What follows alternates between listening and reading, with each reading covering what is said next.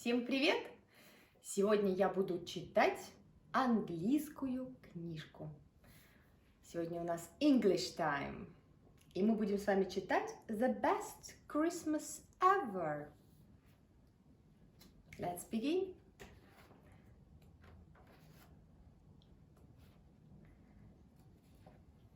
Millicent Mouse was all aflutter. Christmas was only one day away, and the little mouse could hardly wait. She had swept and scrubbed until everything sparkled. She had fluffed and dusted until she sneezed. Millicent gathered apples and nuts from the cellar. In a flurry of a floor, she baked an apple nut pie. She poured honey and spices into a kettle. Standing on tiptoe, she sniffed and smiled.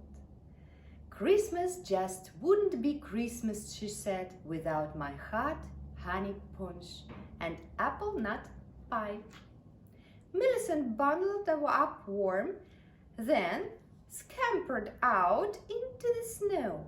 Her black boots crunched as she walked to and fro, gathering lots and lots of ivy. Christmas just wouldn't be Christmas, she puffed, without fresh ivy for my wreath and berries to string on my tree. But instead of berries, Millicent found a baby hedgehog snoring softly in the snow. "Widgety whiskers," she gasped and tiptoed close. "He needs a better nest than that."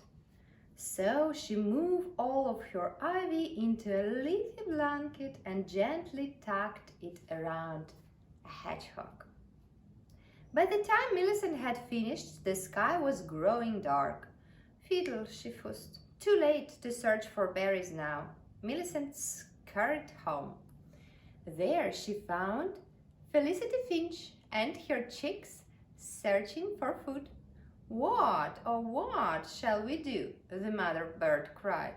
"The snow has covered our seeds." "Come in where it's warm," said Millicent. "I've just made an apple nut pie."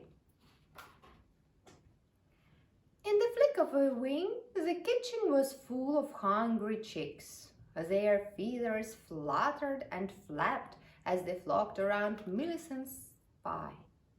"Tasty, tasty! Kind, how kind!" they chirped.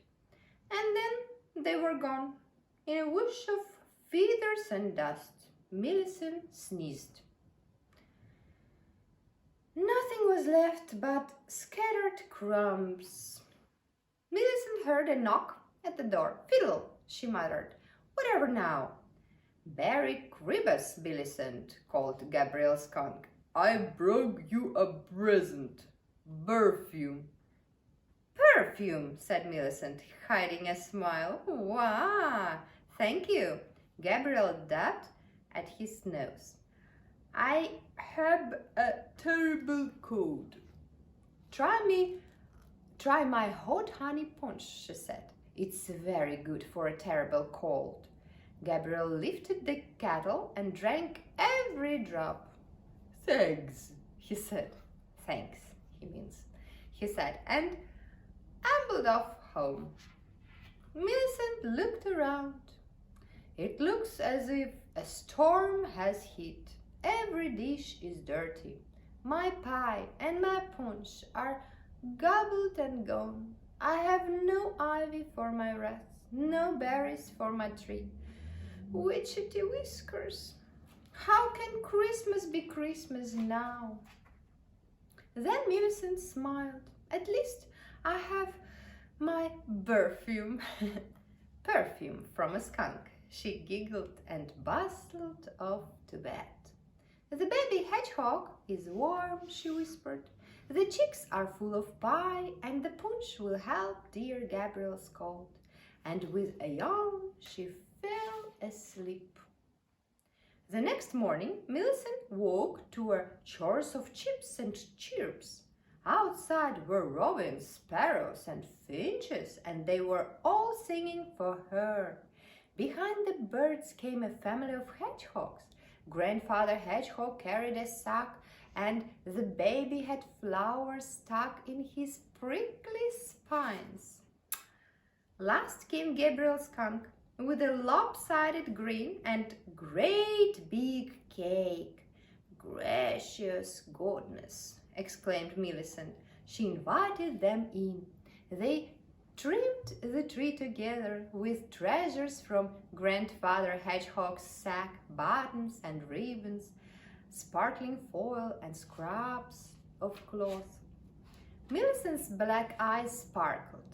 "This is the very best Christmas ever, and I'm surely the happiest mouse in the forest. Christmas just couldn't be Christmas without my wonderful friends."